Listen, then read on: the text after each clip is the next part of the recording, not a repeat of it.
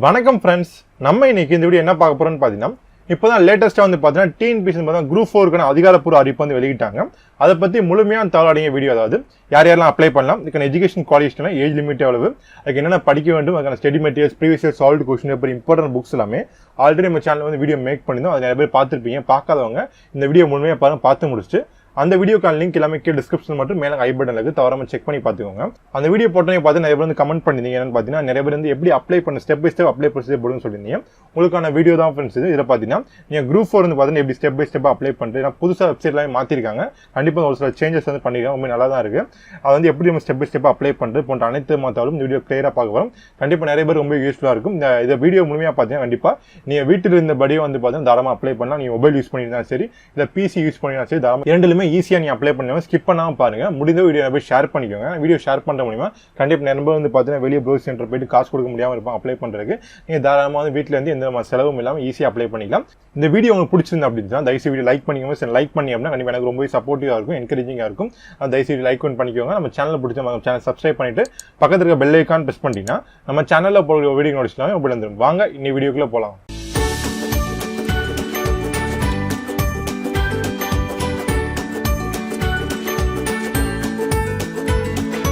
Friends, ஏற்கனவே சொன்ன போல வந்து பார்த்தீங்கன்னா டிஎன்பிஎஸ்சி குரூப் 4 அதே பாலிப்பு வந்து வெளியிட்டாங்க. நிறைய பேர் அப்ளை பண்ணியிருப்பீங்க. அப்ளை பண்ணாங்க வரணும், வீடியோ மூலியமாக பார்த்துட்டு அப்ளை பண்ணிக்கோங்க. கண்டிப்பாக ரொம்ப யூஸ்ஃபுல்லாக இருக்கும்.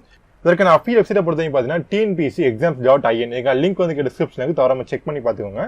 ஃபர்ஸ்ட் வந்து பார்த்தீங்கன்னா combined civil service examination group 4 வந்து கொடுத்துருப்பாங்க. அதுக்கு நேராக வந்து பார்த்தீங்கன்னா கிளிக் ஹியர் ஒரு ஆப்ஷன் இருக்கும், கிளிக் பண்ணிக்கோங்க. கிளிக் பண்ணுறதுக்கு முன்னாடி நீங்கள் இப்போ வந்து ஃபர்ஸ்ட் டைமே வந்து டிஎன்பிஎஸ்சிக்கு வந்து இப்போ முதல் தடவை வந்து அப்ளை பண்ண போறீங்க அப்படின்னா கண்டிப்பாக வந்து பார்த்தீங்கன்னா ஒன் டைம் டிசிஷன் ப்ராசஸ் இருக்குது. அது கம்ப்ளீட் பண்ண பிறகு தான் நீங்கள் குரூப் 4 வந்து அப்ளை பண்ண முடியும். இல்லை ப்ரோ ஏற்கனவே வந்து டிஎன்பிஎஸ்சி எக்ஸாமில் எழுதிருக்கீங்க அப்ளை பண்ணி அப்படின்ற ஒன்றும் ப்ராப்ளம் இல்லை. அதோட யூஸ் ஐடி மட்டும் பாஸ்வேர்ட் வச்சிருப்பீங்க, அதை வச்சு லாகின் பண்ணிக்கலாம். இப்போ நான் ஃபர்ஸ்ட் டைம் அப்ளை பண்ண போகிறேன் நான் சொல்கிறேன் உங்களுக்கு. ஃபர்ஸ்ட் டைம் அப்ளை பண்ண போகிறது பார்த்தீங்கன்னா ஒன் டைம் ப்ராசஸ் மேலே கொடுத்துருப்பாங்க. அதை கிளிக் பண்ணிக்கோங்க. அதை கிளிக் பண்ணோன்னே பார்த்தீங்கன்னா இந்த மாதிரி புது வெப்சைட் ஓப்பன் ஆகுது. வெப்சைட் பார்த்தீங்கன்னா கலர்ஃபுல்லாக கொடுத்துருக்காங்க. இதில் பார்த்தீங்கன்னா புது பதிவு செய்ய இப்போ ஃபர்ஸ்ட் டைம் ரிஜிஸ்டர் பண்ண போறீங்க அப்படின்றவங்க இதை கட்டாயம் பண்ணிக்கோங்க. ஏற்கனவே இருக்கவங்க இது பண்ண தேவையில்லை ஃப்ரெண்ட்ஸ். ஏற்கனவே இருக்கவங்க அடுத்து சொல்றேன் நான். இப்போ ஃபர்ஸ்ட் டைம் பண்ண போறேன் கிளிக் பண்ணி அப்படின்னா இந்த மாதிரி பேஜ் வந்து ஓப்பன் ஆகும். உங்களுக்கு ஃபர்ஸ்ட் உங்களுக்கு யூசர் நேம் வந்து கேட்பாங்க. யூசர் நேம் என்ன வைக்க விரும்புறீங்களோ லாகின் ஐடி வந்து கேட்பாங்க. அதை என்டர் பண்ணிக்கோங்க. நான் சும்மா சாம்பிளுக்கு என்டர் பண்ணிக்கோங்க. நீங்க வந்து பார்த்தீங்கன்னா உங்களோட பேரோ இல்லை வந்து உங்க பர்த்டே இயரோ என்னமோ கரெக்டாக போட்டுட்டு உங்களுக்கு எந்த மாதிரி லாகின் ஐடி வேணும்னு நினைக்கிறீங்களோ அதை என்டர் பண்ணிக்கோங்க. என்டர் பண்ணிட்டு அடுத்து கீழே பார்த்தீங்கன்னா கேப்சா கொடுத்துருப்பாங்க. 23+1 24 என்டர் பண்ணிட்டு இந்த யூசர் நேமோட வேகன்சி இருக்கா இல்லாம டெஸ்ட் பண்ணாம வேகன்சி இருந்துச்சு அப்படின்னா தரமாக யூஸ் பண்ணிக்கலாம். இல்ல ஏற்கனவே அதை யூஸ் பண்ணாங்க அப்படின்னா கண்டிப்பாக யூஸ் பண்ண முடியாது, கண்டிப்பாக சேஞ்சஸ் பண்ணி ஆகணும். கீழே பார்த்தீங்கன்னா ஒரு ஆப்ஷன் கொடுத்துருப்பாங்க, கிளிக் பண்ணி அப்படின்னா ஆட்டோமேட்டிக்காக பார்த்தீங்கன்னா இது வந்து ஓகே ஆயிடுச்சு உங்களுக்கு. இந்த யூசர் நேம் பார்த்தீங்கன்னா யாரும் வைக்கிறா தாராளமாக நம்ம வச்சுக்கலாம். அப்போ நம்ம அது கீழே பார்த்தீங்கன்னா பாஸ்வேர்டு வந்து கேட்பாங்க. பாஸ்வேர்டு மட்டும் யூசர் நேம் இது கரெக்டாக வந்து நோட் பண்ணி வச்சுக்கோங்க. ஏன்னா ஃபியூச்சரில் வரக்கூடிய அனைத்து டிஎன்பிஎஸ்சி எக்ஸாமுக்கும் இந்த பாஸ்வேர்டு மட்டும் யூசர் நேம் நம்பர் தான் அப்ளை பண்ண முடியும். ஒரு தடவை ஏதாச்சும் ஒன்று மறந்தா கூட ஈஸியாக நம்ம ரெக்கவர் பண்ணி எடுத்துக்கலாம். அப்புறமா சொல்லித்தரேன் நான். இப்போ வந்து பார்த்தீங்கன்னா பாஸ்வேர்டு வந்து கேட்டுருக்கேன். பாஸ்வேர்டு பொறுத்தவரைக்கும் பார்த்தீங்கன்னா ஒன்று அப்பர் கேஸ், அதாவது ஒரு கேபிட்டல் லெட்டர் இருக்கணும், அட்லீஸ்ட் ஒரு ஸ்மால் லெட்டராச்சும் இருக்கணும், ஒரு பார்த்தீங்கன்னா ஒரு நம்பர் இருக்கணும், அடுத்து ஒரு ஸ்பெஷல் கேரக்டர் அப்படின்னா டாலர் ப்ளஸ் மைனஸ் அந்த மாதிரி சிம்பிள் இருக்கும். மினிமம் வந்து பார்த்தீங்கன்னா 8 கேரக்டர் இருக்கும். இது வந்து கரெக்டாக என்டர் பண்ணால் மட்டும்தான் சப்மிட்டே பண்ண முடியும். சப்மிட் பண்ண முடியல அப்படின்னா கண்டிப்பாக பாஸ்வேர்டு ஏதோ மிஸ்டேக் இருக்குன்னு நினச்சிக்கோங்க. மொத்தம் 8 கேரக்டர் இருக்கும் போது பாஸ்வேர்டு வந்து கரெக்டாக வச்சுக்கோங்க.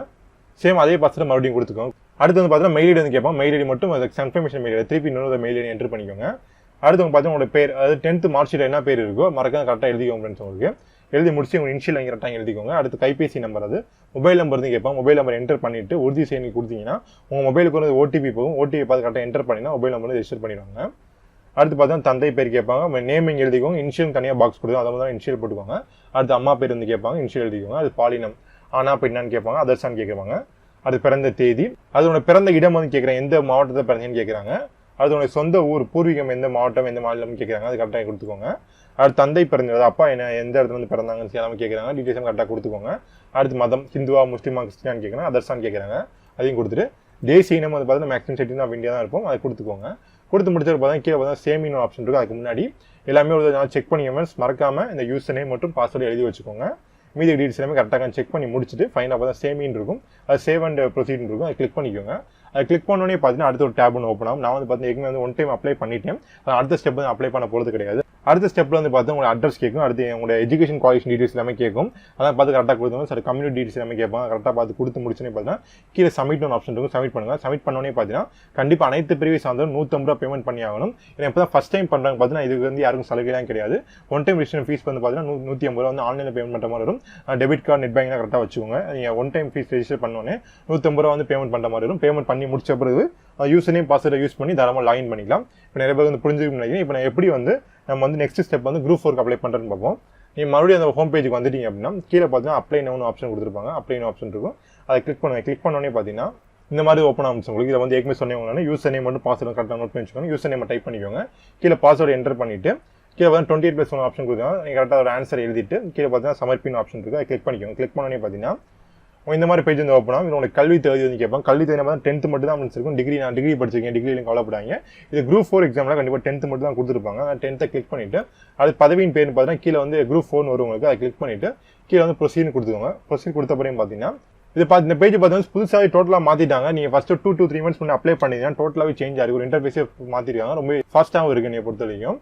அடுத்து கீழே பார்த்தீங்கன்னா உங்களுக்கு ஆப்ஷன் வந்து கொடுத்துருவோம். மொத்தம் 7 பாயிண்ட் வந்து ஃபில் பண்ணுற மாதிரி ஸ்டெப் பை ஸ்டெப் ஒவ்வொன்றா அப்ளை பண்ணுவோம். நம்ம கீழே பார்த்தீங்கன்னா தொடர்ந்து ஆப்ஷன் கொடுத்துருப்பாங்க. கிளிக் பண்ணி அப்படின்னா அடுத்த பேஜ் வந்து ஓப்பன் ஆகும் உங்களுக்கு. இதை பார்த்தீங்கன்னா நம்ம கிளியராக கொடுத்துருப்பாங்க. அதாவது அப்ளிகேஷன் ஸ்டேட்டஸ் என்ன, ரெக்கமெண்டேஷன் ஒவ்வொன்றா ஃபில் பண்ண போகிறோம். நம்ம இது வந்து பார்த்தீங்கன்னா எந்த எக்ஸாம் அப்ளை பண்ண போறீங்க, அதோட டேட் எப்போ நோட்டிஃபிகேஷன் கொடுத்தாங்க, எப்போ லாஸ்ட் டேட்டு, அடுத்து எக்ஸாம் எப்போ நடைபெற போது போன்ற அனைத்து வந்தாலும் கிளியராக கொடுத்துருப்பாங்க. அதோட நோட்டிஃபிகேஷன் வேணும்னா தாராளமாக கிளிக் பண்ணி படிச்சுக்கலாம். அடுத்து கீழே பார்த்தீங்கன்னா டிக்ளரேஷன் வந்து கொடுத்துருப்பாங்க. டிக்ளரேஷன் பார்த்தீங்கன்னா நம்ம டிக்ளரேஷன் வெயிட் பண்ணி முடிச்சு செக் பாக்ஸ் எனேபிள் பண்ணிட்டு கீழே பார்த்தீங்கன்னா சேவ் அண்ட் கண்டினியூ ஆப்ஷன் இருக்கும், அதை கிளிக் பண்ணிக்கோங்க.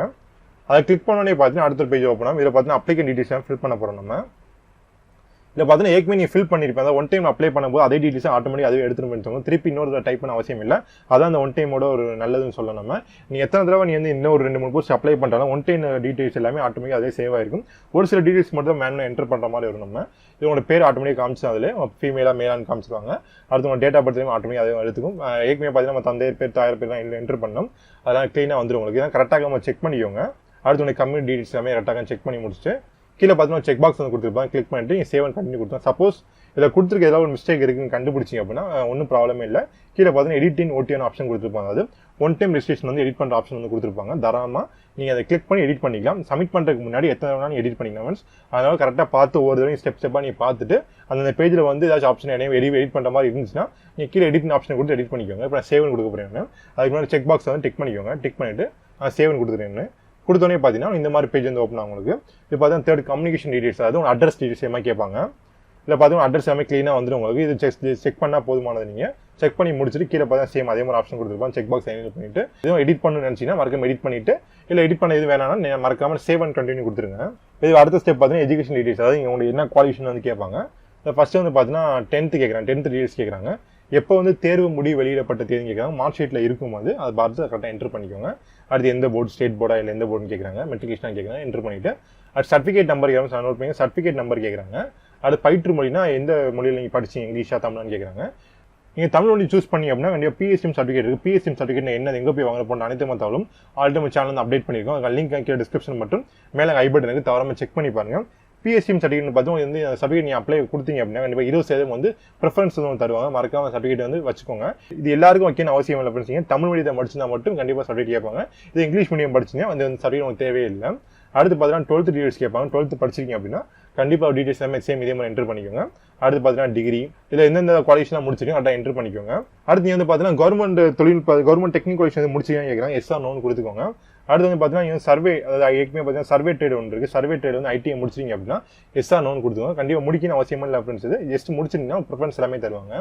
அடுத்து பார்த்தீங்கன்னா தட்டச்சு, அதாவது English type writing, Tamil type writing, short hand எல்லாம் முடிச்சிருக்கீங்கன்னா எஸ்எஸ்ன்னு கொடுத்துக்கோங்க. எஸ்என் கொடுத்தீங்கன்னா டீடைல்ஸ் என்டர் பண்ணுற மாதிரி வரும். இல்லை இன்னும் முடிக்கிற அப்படின்ற பட்சத்தை அதாவது நோன் கொடுத்து நெக்ஸ்ட் ஸ்டெப்புக்கு வந்துக்கலாம். அடுத்து நீங்கள் தமிழ் வந்து ஒரு பாடமாக எடுத்து படிச்சிருக்கீங்க அப்படின்னா எதில் படிச்சிருக்கீங்க, 10th படிச்சிங்கன்னா டிக் பண்ணிக்கோங்க. டிகிரியில் படிச்சா டிகிரி டிக் பண்ணிக்கோங்க. 12th படிச்சா டிக் பண்ணிக்கோங்க. படிக்காத டிக் பண்ண அவசியம் இல்லை. இல்லை தமிழ் பாடமாக எடுத்து படிக்கிற அப்படின்னாலும் நீங்கள் நாட் ஸ்டடியும் டிக் பண்ணிக்கோங்க. இப்போ தான் கீழே சேவ் அண்ட் கண்டினியூ ஆப்ஷன் இருக்கும். அதுக்கு முன்னாடி பார்த்தீங்கன்னா டிக்ளரேஷன் வந்து கொடுத்துருப்பாங்க. டிக்ளரேஷன் செக் பாக்ஸ் வந்து எனேபிள் பண்ணிவிட்டு கீழே சேவ் அண்ட் கண்டினியூ ஆப்ஷன் இருக்கும், கிளிக் பண்ணிக்கோங்க. அது கிளிக் பண்ணி பார்த்தீங்கன்னா இந்த மாதிரி டேப் வந்து ஓப்பன் ஆகும் உங்களுக்கு. பார்த்தீங்கன்னா ஃபைனல் கன்ஃபர்மேஷன் டேப் வந்து கொடுத்துருப்பாங்க. இப்போ நீங்கள் எஸ்ன்னு கொடுத்துக்கோங்க. எஸ்ன்னு கொடுத்தோன்னே பார்த்தீங்கன்னா அடுத்து நம்ம ஸ்பெஷல் கேட்டகரி டீடைல்ஸ், அதாவது நம்ம வந்து ப்ரிஃபரன்ஸ் முன்னுரிமை படிப்பில் வருவான்னு கேட்பாங்க. அது அதை விட்டு அது வைக்கலான்னு கேட்குறாங்க. எஸ் ஆர் நோன்னு கொடுத்துக்கோங்க. இங்கே அடுத்து பார்த்தீங்கன்னா மாட்டுத்திறனாளின்னு கேட்குறாங்க. சேம் இதே எஸ் ஆர் நோன்னு கொடுத்துக்கோங்க. அடுத்து எக்ஸசைஸ் மேனான்னு கேட்குறாங்க. அதே மாதிரி எஸ் ஆர் நோன்னு கொடுத்துக்கோங்க. அடுத்து எம்ப்ளாய்மெண்ட் ஸ்டேட்டஸ் அது ஒர்க் பண்ணுறீங்கன்னு கேட்குறாங்க. இல்லை நான் ஒர்க்லாம் பண்ணல, வீட்டில் சும்மா தான் இருக்கேன் அப்படின்னா, இல்லை ஸ்டூடெண்ட்ஸாக இருக்கீங்க அப்படின்னா நீங்கள் தாராளமாக அன்எம்ப்ளாய்னு கொடுத்துக்கோங்க. இல்லை அதர்ஸ் எதுவும் ஒர்க் பண்ணுறீங்க அப்படின்னா அது உங்களுக்கு தகுந்தப்ப என்ன மாதிரி வருமோ அதை கரெக்டாக பார்த்து கொடுத்துக்கோங்க. அடுத்து பார்த்தீங்கன்னா டெம்பரரி அட்வைஸ், அதாவது உங்களுக்கு அரசு பணியிலேருந்து பார்த்தீங்கன்னா தற்காலிகமாக ஆட்குறிப்பு காரணமாக வெளியேற்றுனாங்களா அந்த மாதிரி ஏதாச்சும் பண்ணியிருந்தாங்கன்னா எஸ் ஆர் நோன்னு கொடுத்துக்கோங்க. அது அவங்க டிஸ்குவாலிஃபை பண்ணியிருக்கான்னு கேட்குறாங்க. அடுத்து உங்களுக்கு கிரிமினல் கேஸ் இருக்கான்னு கேட்குறாங்க. மேக்ஸிமம் எனக்கு வந்து பார்த்தீங்கன்னா எல்லாமே நோன் தான் வந்துச்சு. அது உங்களுக்கு எது ஒன்று பார்த்து கரெக்டாக செக் பண்ணி கொடுத்துங்க. அடுத்து ஃபிசிக்கல் ஸ்டாண்டர்டை பொறுத்தவரைக்கும் பார்த்தீங்கன்னா அதாவது உங்களுக்கு உடற்தகுதி, அதாவது குரூப் 4க்கு தகுந்தாப்புல உடற்தகுதி இருக்கான்னு கேட்குறாங்க.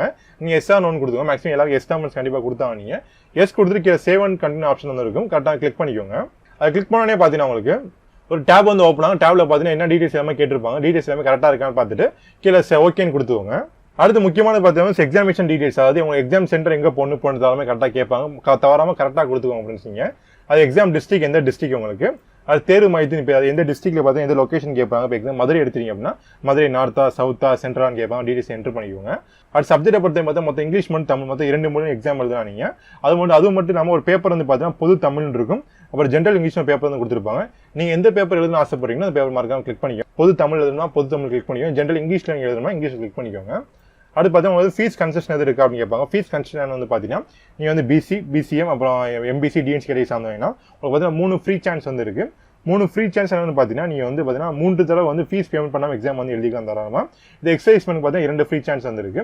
அது 3 ஃப்ரீ சான்ஸ் வந்து ஏற்கனவே யூஸ் பண்ணிட்டீங்கன்னா கண்டிப்பாக 4வது யூஸ் பண்ணக்கூடாது, கண்டிப்பாக ஃபீஸ் பேமெண்ட் பண்ணி ஆகணும். இல்லை ப்ரோ எனக்கு எப்படி யூஸ் பண்ண தெரியல அப்படின்னு நினச்சிங்கன்னா நீங்கள் ஃபீஸ் பேமெண்ட் பண்ணுறது ரொம்ப பெஸ்ட் உங்களுக்கு. ஏன்னு வந்து பார்த்தீங்கன்னா நீங்கள் சப்போஸ் ஒரு 3 தடவை அப்ளை பண்ணிட்டு 4வது வந்து ஃபீஸ் பேமெண்ட் ஃப்ரீயாகவே அப்ளை பண்ணிங்கன்னா கண்டிப்பாக உங்கள் அப்ளிகேஷன் வந்து ரிஜெக்ட் பண்ணிடுவாங்க. அதனால் ஒரு சந்தேகமாக இருந்துச்சுன்னா நீங்கள் ஃபீஸ் பேமெண்ட் பண்ணிக்கலாம். இல்லை நான் 2 தடவை அப்ளை பண்ணிக்கிறேன், இல்லை 1 தடவை அப்ளை பண்ணிக்கலாம், கரெக்டாக பார்த்து நீங்கள் ஃபீஸ் பேமெண்ட் பண்ண வேணாம்னு பார்த்துக்கோங்க.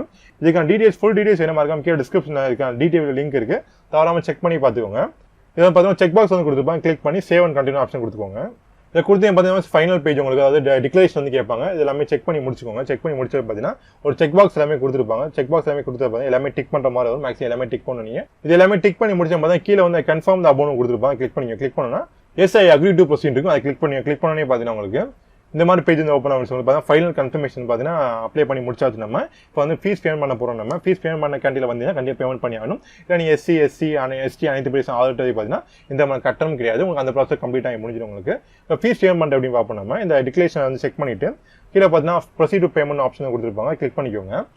அதை கிளிக் பண்ணி பார்த்தீங்கன்னா பேஜ் வந்து உங்களுக்கு பார்த்தீங்கன்னா 100 ரூபா பேமெண்ட் மாதிரி உங்களுக்கு எந்த பேமெண்ட் கேட்வே, அடுத்து வந்து எந்த மாதிரி மெத்தட்ஸ் எல்லாமே கேட்பாங்க. அதை கரெக்டாக பார்த்து கீழே ஓகே பண்ணிக்கோங்க. ஓகே பண்ணோன்னே பார்த்தீங்கன்னா நெக்ஸ்ட் ஸ்டெப் வந்து வரும். உங்களுக்கு சேம் கன்ஃபர்மேஷன் எல்லாமே கொடுத்துருப்பாங்க. நம்ம டீடைல்ஸ் எல்லாமே கரெக்டாக செக் பண்ணிக்கோங்க. நேம் கொடுத்துருப்பாங்க, மெயில் ஐடி, மொபைல் நம்பர் எல்லாம் கரெக்டாக பார்த்து முடிச்சுட்டு கீழே பார்த்தீங்கன்னா பே நவுன்னு ஆப்ஷன் கொடுத்துருப்பாங்க. கிளிக் பண்ணிக்கோங்க.